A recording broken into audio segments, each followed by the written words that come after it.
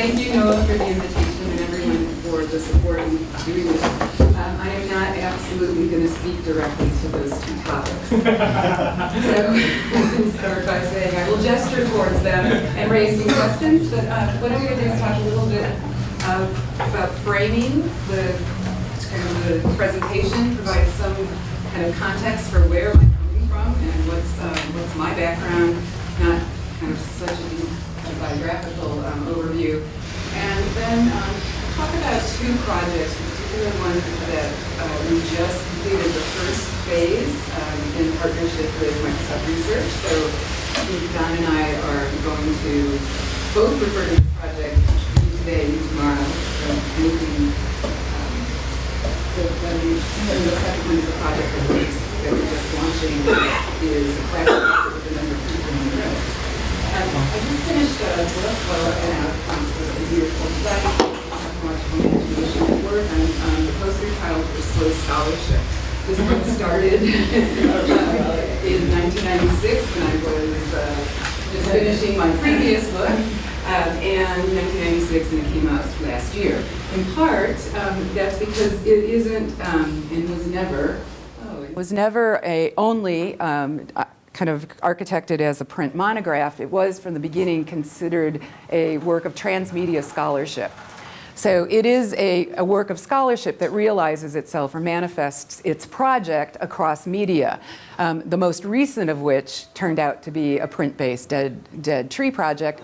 But it has something, it comes packaged with a DVD, it has an archive and a set of interactive applications from an exhibit I did while I was at Xerox PARC, some interactive walls, which is kind of my area of interaction experience design.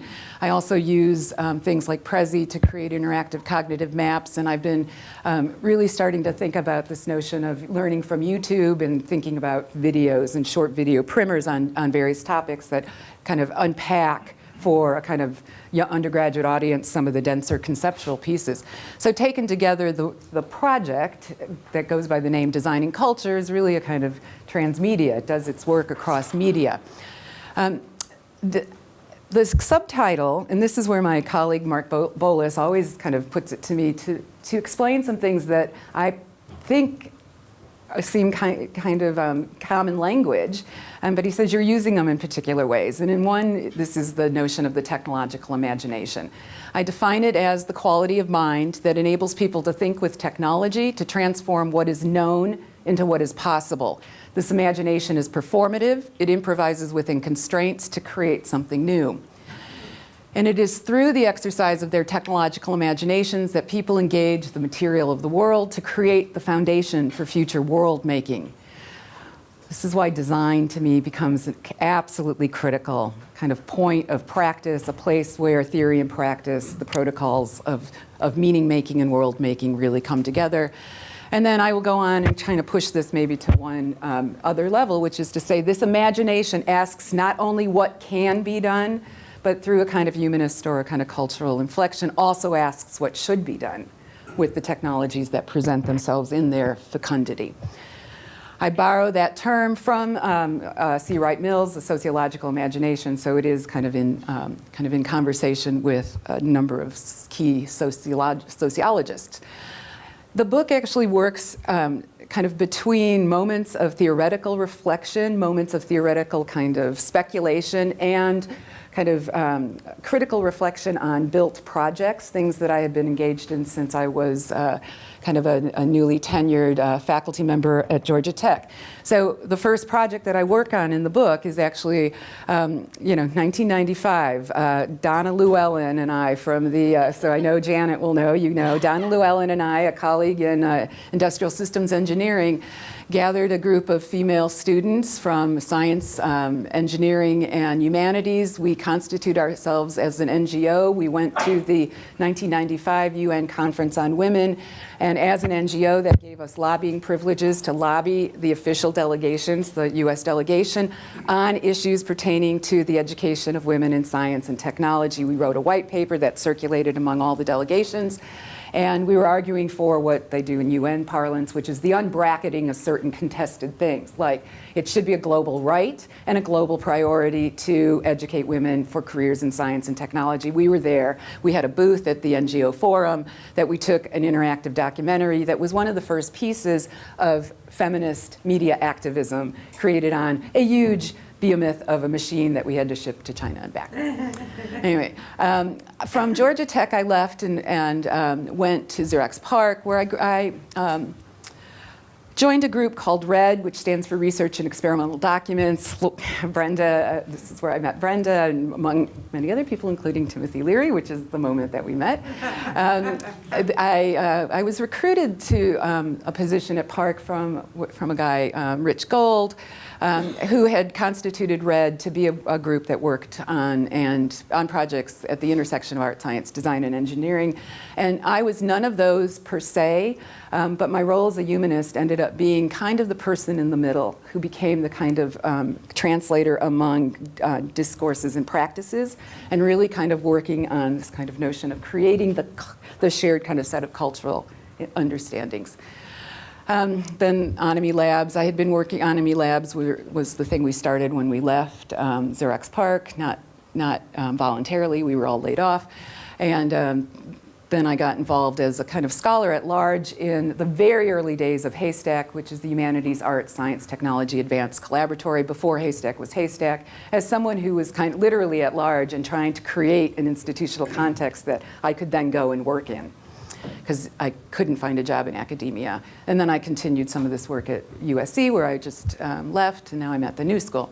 So the trajectory that I've just sketched very, very quickly is the trajectory of someone who was trained as a doctoral kind of a scholar and so on, in a set of methodologies that were the cultural analysis of emergent technologies. My cultural study object of fascination and history was emergent technologies, technologies before they had been sedimented, codified, won over, when they, I think, were still pregnant with possibilities. I did that in the case of biotechnologies, and then I started looking at other kinds of reproductive technologies. 4 phases later, and over 12 or 15 years, that kind of interest has now kind of become one of the interests that mark the field, the emergent field of the digital humanities.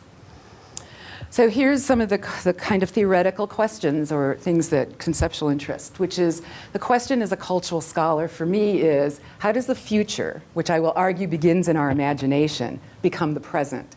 Which means we always have an idea about where we're going, what we want to do with our technologies, and the question for me becomes, how does that thing that is so possible and so full of possibilities and potentiality become the presence we live in? And then by that time, what is already kind of foreclosed upon or what is still possible? So that dynamic. I'm working off of a phrase from Donna Haraway that all technologies are reproductive technologies. So the book really delves into what is the reproductive logic of technology innovation and technology development. And what I do are projects that are kind of exploring the dynamics and infrastructures of what I call cultural reproduction. How is it not just that culture is produced, but that culture is reproduced over time, because it is not just a continual production of the new, it is always the new is produced with the remnants and on the conditions or within the conditions of the past. As a research member at PARC, one of our charters was to work on new research technologies for that kind of art, science, design, and so on. That was part of our explicit charter. We have a 2000 Chi paper that I think is still to this day the first reference of the notion of speculative design research. I take that very seriously. I explain what I mean by that in the book. The book is a kind of an elaboration of what that kind of research practice is.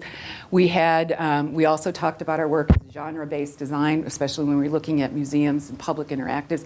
And then there's a whole thing that we used to talk about, the redshift. And the redshift was re-narrativizing emergent technologies, taking them from one narrative context, which was the context created by the researcher in the lab, and putting it into a different narrative context, the possibility of culture, and then imagining how that technology would play itself out in a different, when it was contextualized differently. In the book, I kind of take a step back and codify this as a a kind of a practice of hermeneutic reverse engineering, which is blending very much kind of the insights from design practice, humanities, hermeneutic sciences, and so on, with the kind of practices of kind of engineers, so on. This work has kind of focused more recently in the last 5 years on this now what I consider an emergent category of ubiquitous or pervasive computing, which is this notion of public interactives. So this is the question one, ubiquitous computing, which is such an amorphous concept. I'm like, how does it manifest? Right now, we're in this kind of moment when ubiquitous and computational in kind of embedded surfaces are becoming more prevalent. So I think about it as this kind of device called public interactives. And right now I'm doing what I would do as a cultural reverse engineer. I'm going out and I'm looking and I'm taxonomizing what are the instances of these emergent technologies. And they start with things like urban screens, and again, a taxonomy or typology.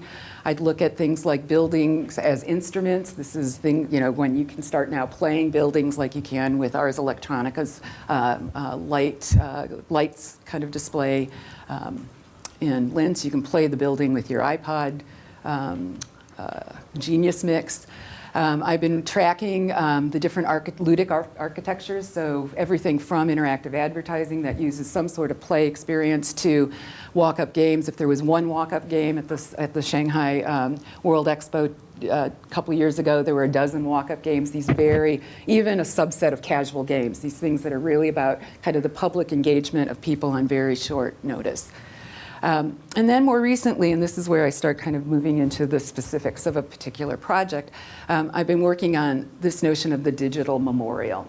So how in a digital age do we remember, and are we called to remember? And and this is an inspiration from Wendy Chung's work, where memory and storage end up not being the equivalent. And so the thinking was, what is memory in a digital age? This digital memorial project that I'm going to talk about was actually imagined in 2001 by a group of us when we were at Onami Labs. We imagined creating an interactive browser for the AIDS Memorial Quilt. We did what everyone does, a design fiction video that faked it, right? on a device we built when we were at Park called a tilty table, right? Training wheels for the Surface. It wasn't ever going to be what's now called the Pixel Sense. It wasn't ever going to be what the Microsoft Surface was, but it was a device in which we could explore the relationship of body interaction and tangible interface. It took 8 years from 2001 to 2010 to get funding to do that thing we imagined in 2001. And that's because all of culture had to rearrange itself. The idea was there. We had the proof of concept. We knew how to do the data kind of visualizing and so on. But we didn't have the Office of Digital Humanities. So I wrote a grant for a digital startup for tangible browsers for the AIDS Memorial Quilt. I hadn't even seen a Surface yet. This was just, again, a kind of design fiction, thinking, oh, that might be an interesting thing. So the NEH came in with some early startup money, and we ended up building this thing. Now, let me just tell you a little bit about the quilt. The quilt is 25 years to this year. There are about 91,000 names represented, more, because they can't even archive them anymore. I'll talk about this. There's 5,800 blocks. Each block contains 8 panels. So that means there's about 48,000 panels. So it's a very large thing. Each block is 12 feet by 12 feet. It's huge. It's 34 tons, 1.3 million square feet. Okay, so this is a block. So this is a 12 by 12. And what happens, and what had never been done before until we started getting into this, and I'm going to talk about where we got involved with Microsoft, is no one had ever seen the virtual quilt stitched together. All you could do prior to this on the web was search by name, and you'd see one block. And that name would be on the block. So the first thing we were able to do that really made something visible that could not be seen before was to create the virtual quilt. This is an image of the virtual quilt if you're standing at the top of the Washington Monument. So this is the 58,000 blocks, the 48,000 panels, and so on, or 5,800 blocks, the 48,000 panels. And here's what we wanted to kind of start to do, which is, okay, these are the images that you can take with aerial photographs and so on. These are technologically mediated images. No one sees the quilt this way. We see representations of the quilt this way. This is how you see the quilt. So when you see the quilt, of course, it's a very deeply personal experience. The textile is very rich, but there's something very compelling about this because it communicates scale in a way this does in a different sense. So okay, and let me just talk about this. So in the kind of intervening time between the NEH and so on, and we're working on this, we get an invitation from the Names Project Foundation to put our interactive browser into their kind of presence on the mall when they were there in June and July of 2012. And I start thinking about the project of creating digital experiences that will augment, not replace, but augment the viewing of the physical textile quilt.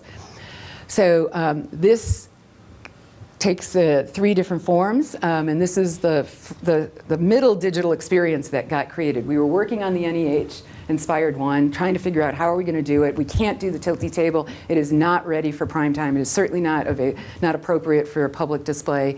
So we're working on that, but I meet up with a group of people from the University of Iowa Digital Studio for Public Humanities, and I'm like, we don't have time to do this, but I can't imagine that we could go to the mall in 2012 without a mobile web app, because you could see how spatialized that display is. People are always going to, you can imagine, people are going to wonder, where is a panel that I want to see? Or when I see a panel, where is that panel and what do I find? So this is a shout out to my pals at the University of Iowa who, we got the idea May 1st, they delivered a mobile web app June 17th. Oh my. And it's called AIDSQuiltTouch.org. It's a mobile web app. It's platform independent. John Winnett, Mark New Collins, and then myself and Dale. So I information architected it, and they kind of put it kind of into motion. So that's up and running, and now is serving as the platform for a whole sort of things we'd like to continue and explore. They haven't gotten funding yet for it, but they will because we're going to keep working on it. They did it because it was the right thing to do. And then this is where Microsoft Research comes in. So we kind of like, okay, we've got a group of public artists working on the mobile web app, but we really got to think about this interactive experience. And Bob Lee talks to Donald. Donald, this is, even kind of earlier than that, gets in touch with me and says, wow, it sounds like you're already thinking about this. We've got some experts here that could really help you with this project. So 2 things and 2 other interactive experiences come to be. One is the touch timeline. We had already been thinking about an interactive timeline on the history of HIV and AIDS, as well as the quilt. And so Don puts us in touch with the Chronozoom team at Microsoft Berkeley, and I think somebody in Russia, and with my research group. And that is a thing that in 2 weeks, without ever having met, is it Russia? Yeah. Okay. You'll talk about that. Yeah.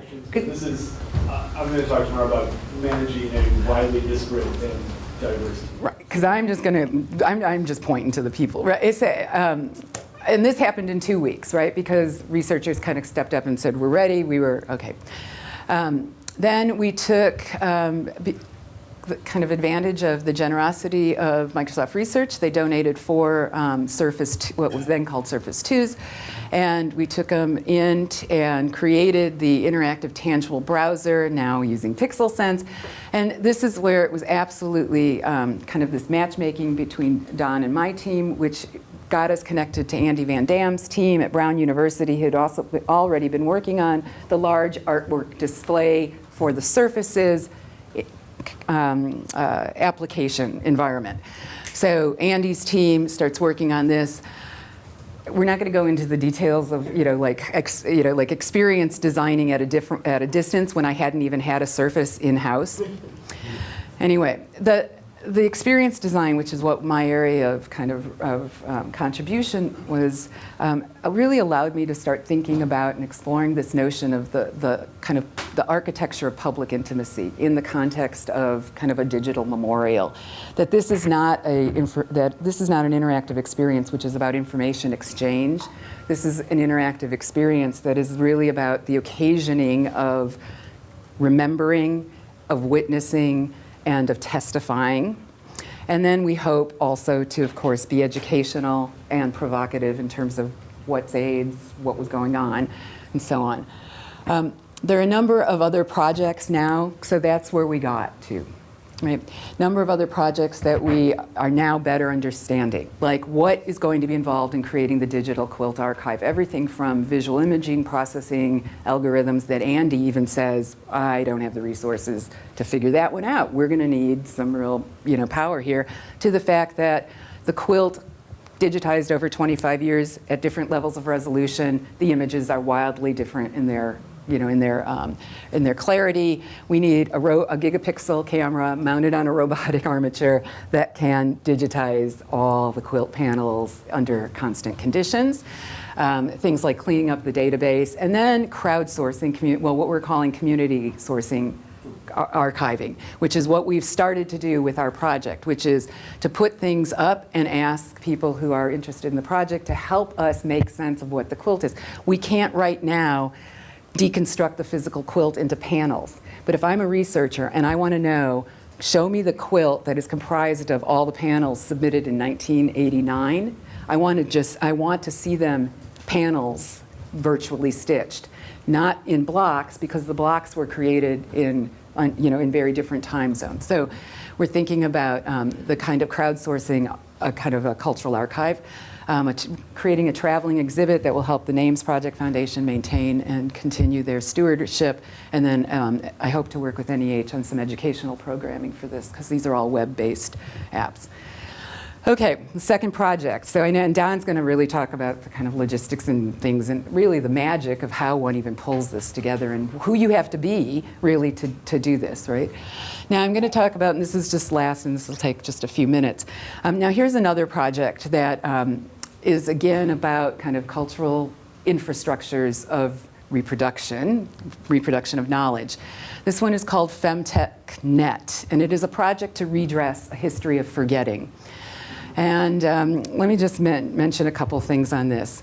Let's see, I had to write this down, 93, because there's different. 1993, Autumn Stanley writes a book, 700 and some odd pages, called Mothers and Daughters of Invention, Notes on a Revised History of Technology. And she does a labor of love literally a literal kind of labor of love. She's an independent scholar, no institutional funding. And she puts back into the archive many thousands of women who have made contributions to the histories of different technologies: agriculture, reproduction, medicine, machines, and computers. So it's a very thick book, and things that were done kind of outside of the institutional support structure. That's 1993. In the early 90s, a new field started to really coalesce, when the first generation of feminist scholars who were not trained in feminist programs or women's studies programs started taking up the question of science and technology. Donna Haraway is probably one of the most famous. She was here, obviously, did this work here. She's trained as a primatologist, so she takes up the issue, gender, race, nature, and modern science, starts with the focus on science, but then really turns her attention to issues of technology, the relationship of the body and technology. Interestingly, and this is kind of what got me started, I had a group of graduate students who came to me in a group of 12 and said, will you give us a primer on Haraway's manifesto? No one's teaching it and everybody refers to it. And we can't make head or tails of it. If you've read it, you know it's very dense work. So I'm like, okay, but we have to go back to the original because it's been excerpted so much. The original is not findable. It does not exist. The original publication, 1995, Socialist Review, in which she makes different arguments than she does in the printed versions, is not available. So what do? I make Xerox copies of the copy I have from graduate school. Right. So this got me started like going, wow, we have editions of every major author from so on and down, and I can't get back to the founding document of a whole field of feminist studies. That's really interesting. What are we going to do about this? Okay. And then if you do go and look in Google and stuff, feminism and technology, here's who you'll see Haraway, you'll see Watchman, you'll see Harding, and that's going to be pretty much it. And it's all about cyborgs. And there's a reference to cyborg feminism, and then that kind of drops out of place, and no one even talks about it anywhere. Okay, so I'm middle-aged and I'm cranky, but it got us, because it just happened to be the field I was trained in and never been able to teach in, and find myself soon written out of the record, the historical record. And it's like, it's okay, I got other projects going on, but okay, so this gets me started on a close reading of Wikipedia. And I start, where one would start? Well, let's just see how one would get there. Here's the table of contents for feminism. And you see feminism, sexuality, feminism and science, biology and gender, feminist culture, and political movements, history, social impact, nothing about technology. Reproducing one of the oldest stories in the book that Adam Stanley had to create a kind of intervention for, which is that women and technology really don't have much to do with each other. And they're certainly not inventing it, and they're certainly not innovators. I'm like, okay, this is interesting. So I go to, and this is up to date, Feminism and Technology. The page does not exist, but you can ask for it to be created. And I'm like, who am I going to ask to create this? Knock, knock, knock. Please, could you create this? Okay, so and you'll see Judy, Donna, Ursula. These are all absolutely stellar people. No, okay. So, and I haven't made it all the way through the 633 references for this. So here's what happened. I started talking to other feminist scholars, and interestingly, there's a whole generation of my cohorts who are now associate and full professors. We were trained in feminist studies, in media, in science, STS, in media studies, in film and video, and so on. And we got together in Southern California in April of 2012, and we're like, we got to figure out how to activate the network. We know we're there. We reference each other's work all the time. So it started as a project to activate the global network. So our first thing, just-in-time networking events. So it started with myself and Alex Juhas, and then Tara McPherson, Wendy Chun, Beth Coleman, Carol Stabile, Kathleen, then 15 people kind of showed up to this meeting. Now we have a network called Femtech Net of 300 people. The idea is that expertise on tap. Here's what we're doing. This is an experiment. We're rethinking, kind of imagining a way to infrastructure the reproduction of this body of knowledge. Not a MOOC, but a MIDC.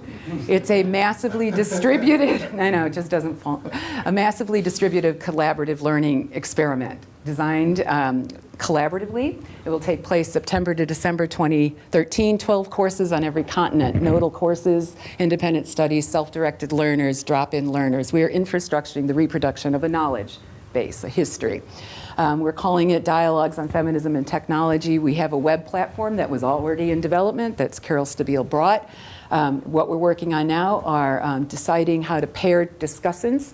So I was thinking yesterday, you and you show your pieces from here, and then we pair you having a discussion about issues of gender, technology, so on, however it goes, right? So a conversation of paired discussants who've been in the field for a long time, pedagogical materials uploaded by participants. We're using some theory from both kind of learning theory and STS, boundary objects that learn. We're gonna work with Scalar. And the student activity is storming Wikipedia. We have a number of grad students right now who are doing and kind of continuing the close reading that I started. It takes a special type of reading skill to read for what's missing versus for what's there, and that's what they're doing. So only those who've already been trained in stuff for what should be there can actually read for where those references should be that are not. And we're going to have the list, and then it'll be a set of Wikipedia making parties based on these classes. Okay, last slide. If I were, this is the blue sky and where I would get to, experiments in the creation of big digital humanities projects. And this is part, I think, where these are efforts that are bigger than any one person. They're bigger than my lab. I couldn't do this. I couldn't do the quilt project. I can't do Femtech Net. That's just not, it's not a single person. It has to scale. And so my blue sky thing is technological innovation that takes culture seriously as a point of departure, not as something that comes in to question afterwards.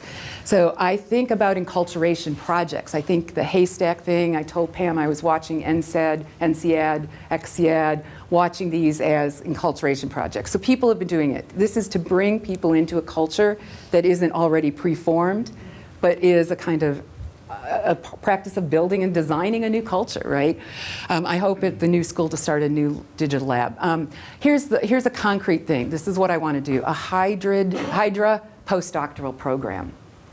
Brings an engineer, computer scientist, an artist technologist, a digital humanities person together as a cohort to work on a project for a couple years together in which they start building the culture of cross-disciplinary so that they're not where we are now, which is having many years perhaps being kind of inculcated into one culture and now learning how to talk to another. Okay, that's it. Thank you.